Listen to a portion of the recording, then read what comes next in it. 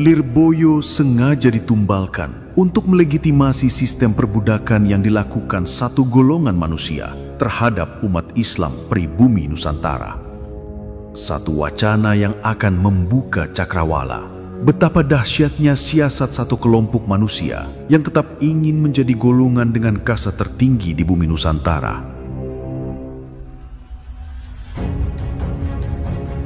Dunia jurnalistik Indonesia ternoda akibat tayangan Trans 7 yang memuat konten murahan menyudutkan dunia pesantren, menampilkan dan merosting kehidupan dunia pesantren dari kacamata manusia modern yang anti terhadap kearifan tradisi dan budaya lokal yang mereka anggap sebagai bentuk peradaban primitif sehingga wajib untuk ditinggalkan jika ingin mewujudkan kehidupan modern yang maju dan tidak ketinggalan zaman.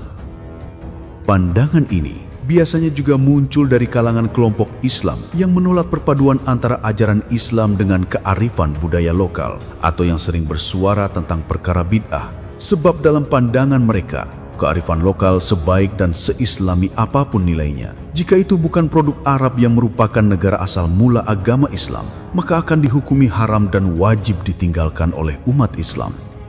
Lalu apakah kelompok tersebut yang selalu koar-koar tentang bid'ah yang menjadi aktor intelektual dari pembusukan nama pesantren dalam kasus ini?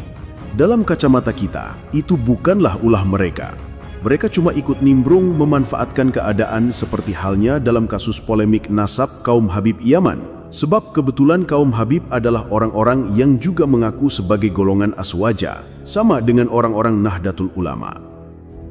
Untuk mengetahui siapa aktor intelektual di balik Transcorp Media yang menumbalkan kredibilitas kiai dan pesantren, dalam kasus ini yang disudutkan adalah pesantren Lirboyo, kita harus tahu siapa orang-orang yang selama ini berada di lingkaran media itu dan latar belakang permasalahan apa yang sedang dihadapi oleh mereka sehingga media itu akan dimanfaatkan untuk mengatasi masalah besar yang sedang dihadapinya.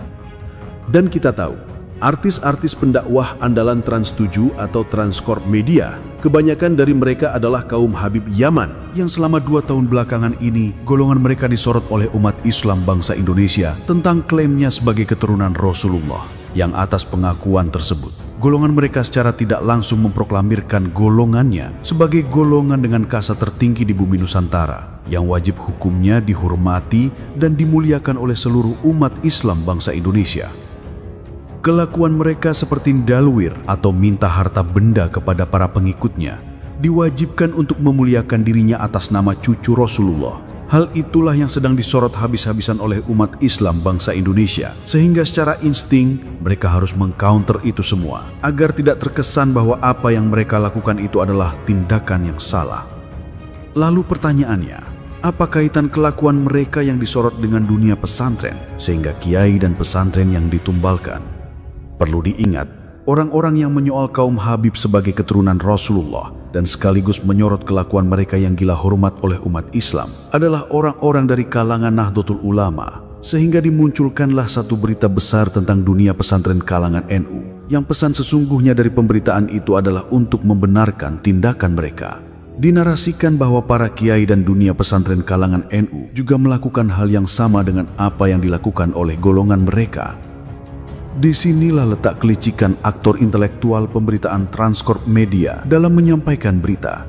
Pesantren ditampilkan dari sisi tampilan luar, dibumbui dengan narasi merendahkan dan menghina, yang di sana sesungguhnya mengandung pesan terselubung untuk orang-orang Nahdlatul Ulama bahwa orang NU jangan coba-coba mengusik kelakuan kaum Habib yang sukan dawir dan minta dihormati layaknya raja, sebab para kiai NU juga mengajarkan hal tersebut kepada santri-santrinya. Dunia pesantren dengan dunia kaum Habib memang di dalamnya ada kemiripan jika dipandang dari sisi luarnya saja. Namun jika kita menyelaminya dengan lebih dalam, maka akan terlihat perbedaan mencolok di antara keduanya yang tidak mungkin bisa disamakan antara dunia pesantren dengan dunia kaum Habib yang selama ini disorot oleh umat Islam bangsa Indonesia. Dalam dunia pesantren, santri memuliakan guru atau kiainya itu murni sebagai wujud rasa terima kasih dari seorang murid kepada guru karena sudah membimbingnya.